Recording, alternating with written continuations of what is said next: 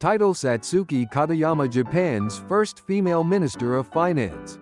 Opening: October 2025. A new page in Japan's political history was written.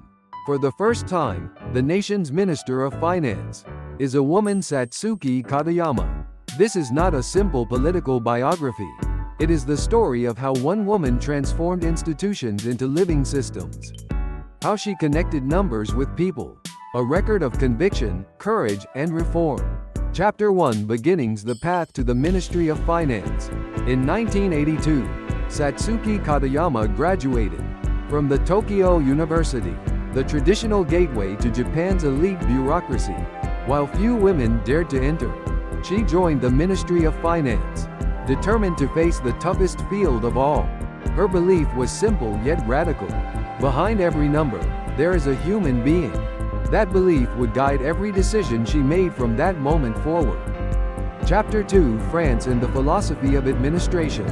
A few years later, Katayama left for France to study at the renowned École Nationale d'Administration (ENA). There, she learned that government is not only about managing money. It is about shaping society. In Paris, she absorbed the European tradition of public service, where administration is seen as a moral mission. It was a lesson that transformed her from a technocrat into a reformer. Chapter 3: Breaking Barriers in Finance. Back in Japan, she became director of the Keita tax office, and later a budget examiner shukaken, the first woman ever to hold that position. There, Katayama helped design the framework for real estate securitization and Japanese right laws, laying the foundations for Japan's modern financial reforms. It was a quiet revolution, one that changed how capital moved and how people invested in their own cities. Institutions, she often said, exist not to restrict people, but to open their possibilities. Chapter 4: Entering Politics. Then came 2005 Prime Minister Junichiro Koizumi's postal privatization election. Katayama resigned from the bureaucracy and entered the world of politics, a battlefield of words, votes, and will. She won her first election. 4 years later, she lost. And in 2010, she came back, winning the top spot in the national proportional vote for the House of Councillors. Effort surpasses luck. It was more than a slogan. It was how she lived. Chapter 5: The Pragmatic Reformer. In politics, Katayama refused to be a symbol. She wanted to deliver results. As Minister of State for Regional Revitalization, Regulatory Reform, and Women's Empowerment, she transformed the way local governments received funding. From grants to investment-based support. It was a simple but powerful idea. Money should reward performance, not maintain dependence. Her motto became, "A Japan that earns through its regions." Chapter 6: 2025 Making History Again.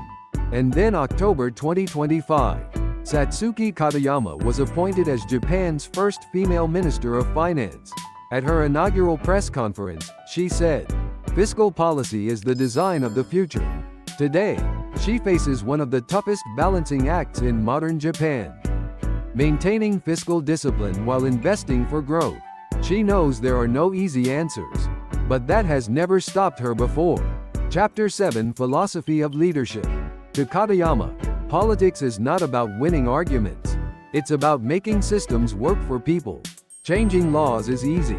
Changing lives is hard. Her approach is to see society from both inside and outside the system. From the perspective of the citizen and the administrator at once. That dual vision defines her leadership.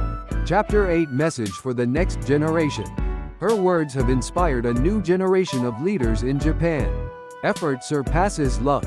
Institutions exist to open possibilities. Believe that you can and take the first step. These are not just quotes. They are principles, a code for those who refuse to stand still. Katayama's journey reminds us that reform is not a moment. It is a lifetime of persistence. Her story is a mirror for anyone who dares to keep moving forward. Ending. Satsuki Katayama, Japan's first female Minister of Finance, is a chronicle of 40 years of dedication and belief. It is the story of a woman who proved that discipline and compassion can coexist, that policy can be human. For those who dream, for those who struggle, for those who believe in effort over luck. This story is for you. Believe that you can and take the first step. Thank you for watching until the end. For more details, please see the description section.